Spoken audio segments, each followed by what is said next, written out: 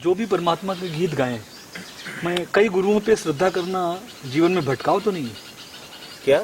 जो परमात्मा का जो गीत गाते हैं, जो सत्संग करते हैं या परमात्मा के बारे में बोलते हैं, या ऐसा आभास होता है मन को कि ये जागृत महापुरुष है, तो कई लोगों पे श्रद्धा हो जाती है। तो वो सब पे होना या 3 या 4 पे या 5 पे होना या 2 पे होना, वो भटकाव तो नहीं है। आप गिनती मत करो, आप गुरु सत्ता को ही नमस्कार कर रहे हैं, व्यक्ति को छोड़ दो। आप जो नमस्कार कर रहे हैं वो जो गुरु सत्ता है ना, जो मैंने अभी सूत्र का परमात्मा के बाद एक सत्ता है, गुरु सत्ता।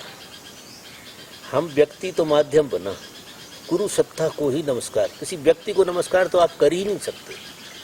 व्यक्ति में तो दोष दिखेंगे ही, कोई उपाय नहीं है, चाहे बुद्धत्व का बाप घट गया हो किसी के लिए, लेकिन तुम व्यक्ति में तो दोष ढूंढ ही लोगे, कोई उपाय नहीं। क्योंकि व्यक्ति जहाँ होगा वहाँ दोष होंगे। तुम्हारे जैसे ही दिखता है ना, तुम्हारे जैसे ही खाता है। कभी कचौड़ी खाते दिख गया तो तुम्हारी सब। मैं एक बार इटली में गया, I was in Italy first time, and you surprise I went to ice cream parlor and I was eating ice cream. Then my friend Pavan and other people surprised. Baba is eating ice cream. Baba is eating ice cream. It was starting, that's why they could not understand me actually. Simply I went there and enjoying on the table nice ice cream there, sugar free, and people were thinking many things about me. This man is real or wrong? Eating ice cream. That's why I am saying that you have need to live with masterhood, not person. अगर तुम ओशो से जुड़ोगे, अकेले ओशो को पकड़ोगे, तो 25 विकार चित्त में रहेंगे। क्योंकि हम जिसको नमस्कार करते हैं उसी को गाली देना पड़ेगा। ये मन का स्वभाव है, उसके ही विरोध में तुम जाती हो। ये मन का स्वभाव, वो ऐसे ऐसे चलता है। ऊपर देखना, व्यक्ति मत देखना।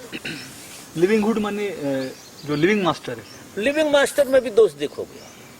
नहीं, लिविंग मास्टर से श्रद्धा करनी, वो तो श्रद्धा करो तुम। सत्ता एक सत्ता है, परम सत्ता, जो गुरु सत्ता है, जो सदैव सब जगह मौजूद है। कोई कोई जिसे तुम लिविंग मास्टर कह रहा हो, वो उस सत्ता से जुड़ा हुआ है बस, लेकिन है आदमी। तो क्या होगा कि तुम आदमी में आदमी ढूंढ ही लोगे। क्या होता है, ये गुरु लोगों की क्या महिमा होती है, मैं आपको बताऊं। ये उलझ क्यों जाता मामला। संसार में जो लोग हैं उनके 3 लेवल हैं।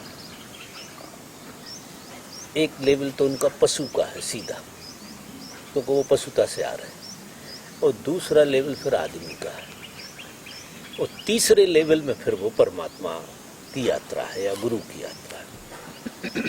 तो गुरु की हैसियत का जो आदमी होता है उसके 2 लेवल होते हैं। वो आदमी भी है और भगवान भी है। आधा आदमी है और आधा भगवान है। तो जब तुम भगवान के हिस्से को देखते हो तो वो तुम्हें भगवान जैसा लगेगा, लेकिन जब तुम आदमी के हिस्से को देखने लगते हो तो वो तुम्हें आदमी लगेगा, और आदमी अगर वो लगा तो आदमी तो तुम भी हो। अब तुम में संकट पैदा हो जाएगा, बड़ा भारी संकट। इसलिए जिंदे गुरु के साथ रहना बहुत मुश्किल मामला है, क्योंकि वो कोई तुम्हारी श्रद्धा रखने के लिए काम नहीं करता। वो जीता है मौज से, अपनी मौज से जी रहा। वो सहज स्फूर्णा होती है उसके लिए आइसक्रीम खाने की। अब तुम्हारी आफत हो गई कि आइसक्रीम भी साली, ये तो पानी पूरी पी रहे खड़े। अरे वो कभी कभी आदमी भी होगा यार, कि भगवान ही लटका रहेगा।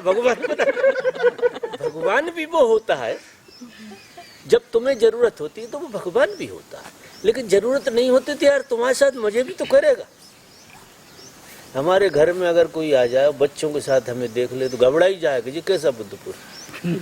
तो कंधे पे लौटते हैं बच्चे, खेलते हैं, हम भी खूब खिलाते, बच्चों बिल्कुल नहीं जैसे हो जाते।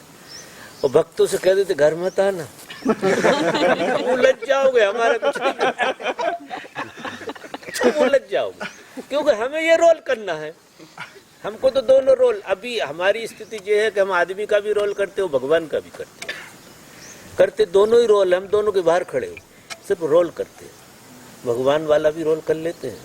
जब कोई अच्छी बात पूछते हो ना तो हम वहीं से बोलते हैं जहाँ होते हैं, और अगर नमक मिर्ची की पूछते हो तो फिर हम ऐसी बातें भी करेंगे तुमसे, ऐसा थोड़ी।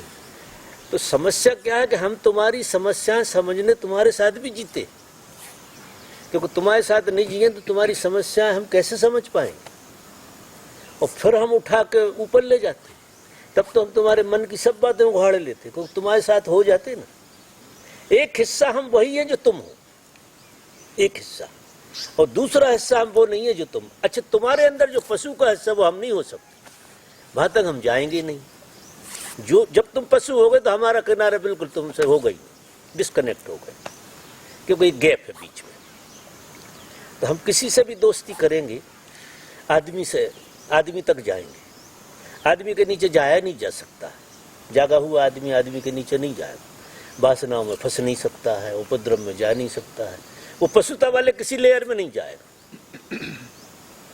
क्योंकि वो आदमी तक तो ठीक है, आदमी के नीचे वाला काम नहीं। तो संसार में जो आदमियत की तरह जीते हैं उनको गुरु का स्फुरण होता है। अब पशुता को जो जी रहे हैं उन्हें गुरु गुरु समझ में नहीं आती। ज्यादातर लोग उस लेवल को जीते हैं, और फिर पशु से हम आदमी बनकर गुरु तक कैसे पहुंच गए, ये चमत्कार मानना। बहुत बड़ी घटना घटी है कि आपने किसी जागृत आदमी के प्रेम में पड़ गए, इसका मतलब है आप में आदमी बहुत मौजूद हो गया, पशु कट गया। और जितनी मात्रा में पशु कटता है उतनी मात्रा में परमात्मा आपको पकड़ता है।